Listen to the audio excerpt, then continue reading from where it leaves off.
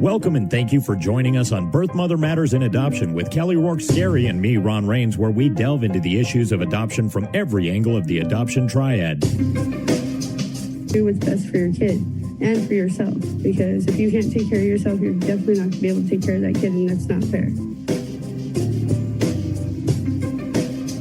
And I know that my daughter will be well taken care of with them.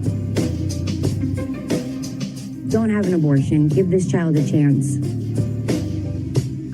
All I could think about was needing to save my son.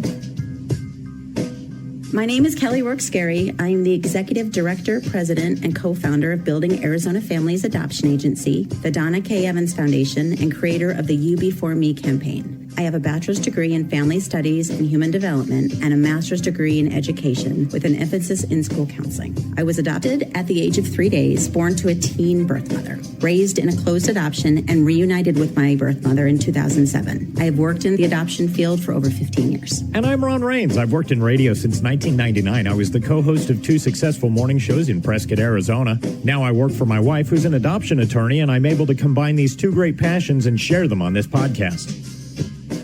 If you enjoy this podcast, make sure to rate and review us on whatever platform you use to listen to us, and follow us on Facebook, Instagram, and Twitter.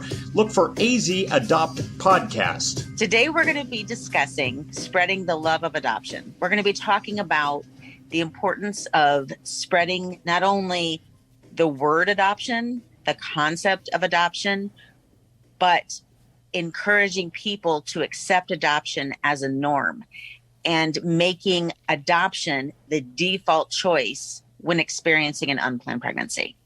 So, Ron, when I thought about this and really wanted to take today's podcast to focus on the necessity of making this a social norm and accepted by the majority of society, I'm not looking or even focusing on believing that we could get, everybody, but if we can get the majority of society to come on board with the notion of adoption over the notion of abortion, I think that we would have a very different society, social mentality. And I think that adoption would be looked at in such a different light as the educated choice. Mm-hmm. And so, when we are really thinking about adoption, one thing that I think stands out to me is it really is, in parentheticals, the educated choice, because the uneducated don't have knowledge of it. They don't know where to access it, where to go, how it works, what it entails, how you begin. And yet, because of the mass funding sources of abortion entities like Planned Parenthood, they are able to be on many billboards and their name is out there, and they're able to commercialize a lot of the behind the scenes of, abortion in terms of spreading the word of abortion and making that, I guess, their default to an unplanned pregnancy. Whereas I feel that by elevating adoption and making that the default choice, it would serve us better. Right. So this episode is kind of a call to action for the listeners to get out there and share the word of adoption and how vital it is, whether it's to go to schools and talk about adoption and how it can change lives for the better, and talk about how it can be a choice that benefits everybody involved, not just the child, but also the birth mother and the birth father and the adopting parents, and how it can be such a huge blessing, whereas the other alternative, the abortion alternative, doesn't really give a blessing to anybody. No, and I think we need to share that. Not. Right. And I think the first thing is people always want to know what they're getting in for. Mm-hmm. What am I committing to? What am I really agreeing to when I say, oh, yeah, I agree with you? Because it's much easier to sit back and listen to a podcast or listen to somebody talk about the importance of spreading the word than really being one of the soldiers that carries it out. Mm-hmm. So what does it look like to talk to your schools about adoption? And, infiltrating that into sex education. It can look like reaching out to your local adoption agency and getting literature and seeing if the school is willing to incorporate it into the education that they present at the school level. Or maybe it's having a speaker come and talk to people about adoption. It can be anything from talking about adoption awareness at the kindergarten level, the first grade level, if they have friends that have interracial families and it's due to adoption, maybe they discuss acceptance. And in second grade, you just slowly move the concept up and up and up. So adoption as a whole, and I am a certified school counselor, so I can say this, you can incorporate adoption in an aspect to make it age appropriate. Mm-hmm. And I think that if we did that and we went from kindergarten on up and discussed, adoption and acceptance and understanding, and then in first grade, there was another group of lessons that could occur. And then second grade, and you're moving up this, the grade levels and giving more information as children are growing and understanding more and becoming more mature. That is where we will do the most service. Because as you're learning things, as you're growing, you accept them more and more. If you're introduced to a concept as a kindergartner and it's reinforced every year in school, mm-hmm. that is going to become what everybody expects. And we're going to breed a social group of acceptance across the board. And it's not going to be this foreign entity that, what is adoption? If you have a child that has started in kindergarten, knowing of, the concept of adoption, what it means, what it looks like, and they have been educated to accept others and to understand why it's such a beautiful thing. If they experience an unplanned pregnancy and are trying to make choices, that may very well become the default choice. Right. I mean, I think about it in my situation when I was a young man or when I was a child even, these weren't talked about in school, whether it be sex education or the friends that I had that were adopted. There was no open discussion about it or their understanding of it or my understanding as an outsider of it. So by the time I had gotten into a situation where there was an unplanned pregnancy, I didn't have the information to fully understand what I could have done as opposed to what I did do. And not that that's an excuse. And I just think that I would have maybe been better prepared to make a better choice had I had that kind of background. And I think that's what we do need to spread, get it in the schools, get it in family life to where people talk about it more openly and more education is out there. And again, I want to emphasize, we're not talking about sex education in the younger grades. We're talking about when it's appropriate in the middle school, high school years. In the younger grades, we can incorporate it through, acceptance and love and different ways to build a family and things like that.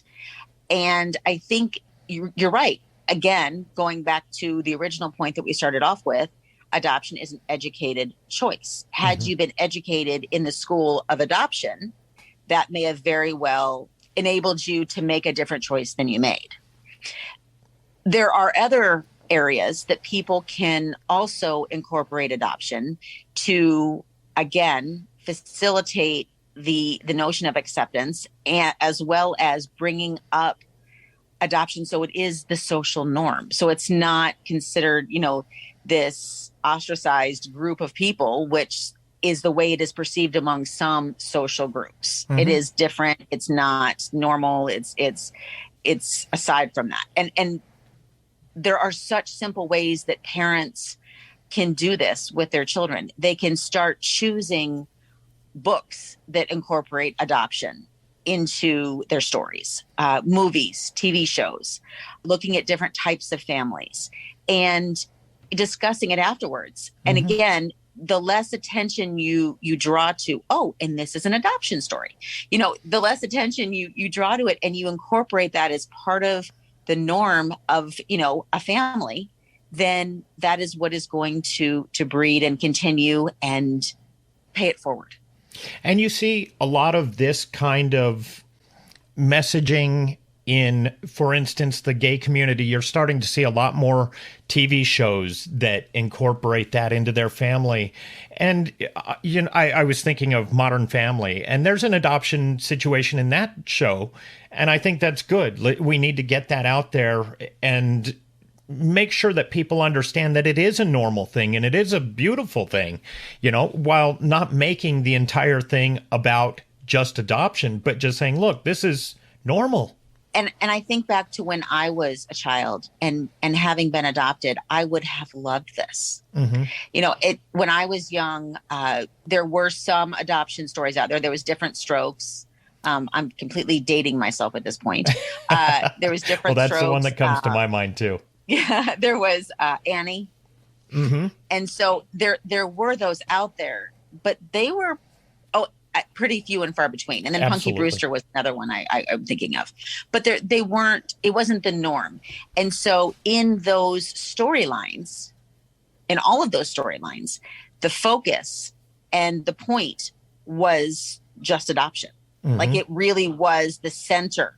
Whereas it doesn't need to be the center focus unless you're introducing a concept that somebody is completely unfamiliar with. Working it into the interweave of the story is more effective if you're starting at a younger age and building upwards. But again, if you don't have foreknowledge of adoption and you have no background in it and you have no knowledge and you've lived your life for years, you will need to at least start to conceptualize what it really means, what it stands for, why it's important, and then incorporate it into the backdrop. And I think that's what Modern Family has done with it, because that isn't the central focus of the show, but it is just a normal part of the life of the show is, their adopted daughter. And I think it's fantastic, and I hope that we start seeing a lot more of it.